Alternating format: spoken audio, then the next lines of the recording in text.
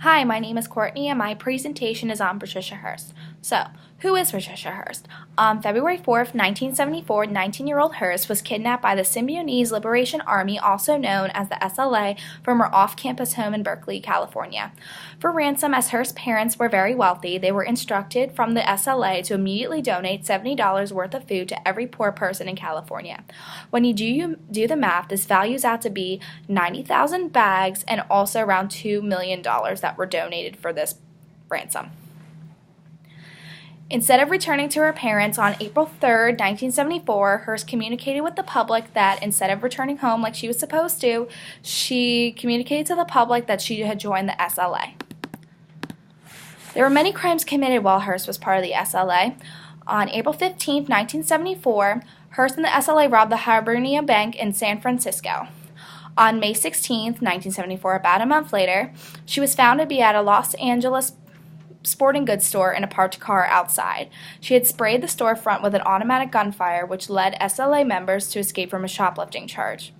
She had also helped the SLA rob additional banks and planted 4 bombs in the Bay Area.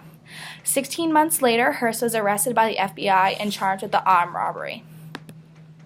There was many important case theories that went along with this case. Part of Hearst's defense stated that she was brainwashed and had acted under duress because of the kidnapping. This was because she was kept in a small closet, was bound, gagged, sexually abused, etc. While captured, a trade-off that she had was that she would read the literature provided by the SLA. Later on, she was given the choice to join them or die. In order to save her life, she decided to join them. Evidence. Hearst began her trial with a psychological evaluation, which indeed stated she was sane to stand trial, but was emotionally impaired to a significant degree. However, when giving her statements to the jury and the judge, there were many holes. Number 1, she had willingly joined the SLA. Number 2, in the armed robbery, she was seen carrying a gun. And number 3, during the shoplifting charge at the sporting goods store, she had protected her comrades.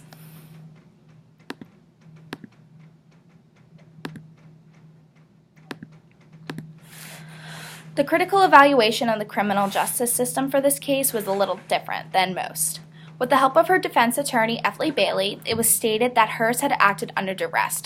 While this isn't usually called as a defense, it is rarely relied on from expert psychologists because it's hard to determine. To fill in the holes presented in the case, Bailey banked on the testimony on 4 mental health specialists. Dr. Lewis West stated that Hearst was persuaded to take on the certain role. This was countered by the prosecution stating he was making a psychiatric evaluation instead of making a defense. The second one, Dr. Martin Earn, also liked that Hearst was a prisoner of war. He also stated that Hearst was forced to commit the robbery. However, this may have damaged his defense instead of helping her. Lastly, Dr. Robert J. Lipton stated that Hearst was coerced into committing these crimes. In continuation, Joel Ford, government psychologist involved with this case, stated that the jury should be wary of defense psychologists, as according to him, they treated the defendant more as a patient and not as someone on trial. He had also stated that Hearst was known for radicalism, meaning that she was known for breaking the rules and not following orders. It was stated in other articles that she had blatantly lied to her school nuns and would constantly break the rules at home. The last psychologist that was on this trial was Harry Kozel, was also called, stated that she had just flat out robbed the bank with her own free will, and also stated that she had willingly joined the SLA without being under duress. So, what happened to her after her trial? She was indeed found guilty for her actions and sentenced to prison for 7 years.